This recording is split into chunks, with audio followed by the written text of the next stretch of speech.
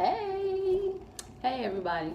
So I came to share with you guys 5 of my special special tips about when you get started with your shift, being a CNA.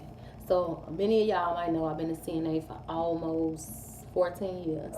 So I done worked in so many different facilities. I done worked every shift, but the same thing applied to every shift. It's just a little bit different. So my first tip for starting your shift is to always have a pen. Always have a pen. You need a pen. You need a pen and a dry erase. Definitely, those two you definitely need, because when you go in a room, you want to always put your name on the board. You want the patient to know your name. You want them to call you by name. So you definitely want to put that on the board. Not only that, you want to have that pen because you don't need to be writing stuff down on all through your shift. You want to be writing stuff down. When you get reports, you want to be writing stuff down. You might go in a patient room and they might ask you for something. You might have to write it down. You just never know. Somebody might ask you for a pen. So those are two things you definitely need starting your shift. Definitely. Second thing, this is what I always do when I start my shift. I grab I was finna say the wrong thing. I grab a whole lot of gloves and I just put them in my pockets. Sometimes I put them on my side pockets if I have the pants that have the side pockets in it. The reason why I do this is sometimes you can go in a patient room and they might ask you to pick some paper up off the floor or pick a napkin up off the floor. They might ask you to empty the urinal, bring them some ice. They might ask for anything. And you're going to have to go and get some gloves. And it might not be no gloves there. So you're going to have to go all around the hall looking for gloves. It makes no sense. So this applies to certain facilities don't always have they supply stock. So you definitely want to make sure you have them gloves, because you will be running around like a crazy person looking for gloves. So I always keep gloves in my pockets. Not only that, guys, my third tip is to always have garbage bags in your pocket. Always. Because once again, you just never know what may happen.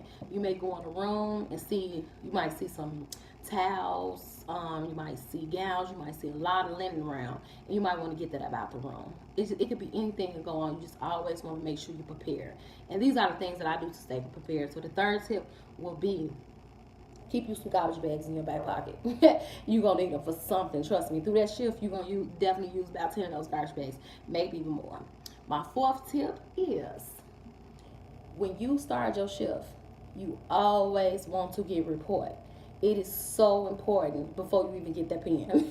you want to make sure you get a report. A report is so important with your shift, working with your patients. You want to know what type of patient you want to work with. You want to know what type of patient you're working with. You want to know what to expect from this patient. You want to know what mood they was in for the last 8 hours. You want to know everything. You want to know what you're walking into. Sometimes they even give you a report and you want to put in a room with the patient and it's not nothing that you got to report about. But you just definitely want to know what you want to have some type of clue or idea of what type of patient you're working with. So you always want to get a report. If that CNA is not there, you better find that nurse.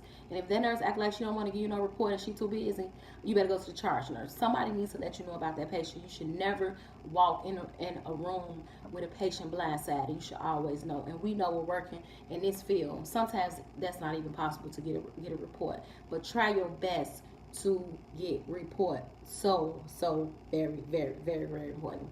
And my last tip of somebody is calling me. My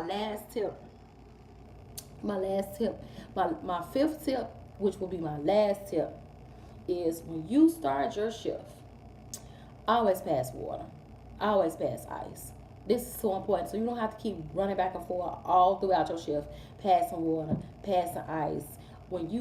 Especially if you work the morning shift, sometimes the night shift pass water. But if they have not passed water, you definitely want to pass your water. Some patients don't want water, they want ice. Whatever the case may be, water, ice, you want to pass it. And when you in the room with the patient, ask them what they need. You already know what you're supposed to do anyway. But some patients are really picky, and if you ask them what they need, and they let you know what they need, it's so much easier to get that pen 209 need da da da da da da da da. So when you going to do your first set of rounds, after, well, actually that will be your second set of rounds, because your first set of rounds is you going to make sure everybody's straight.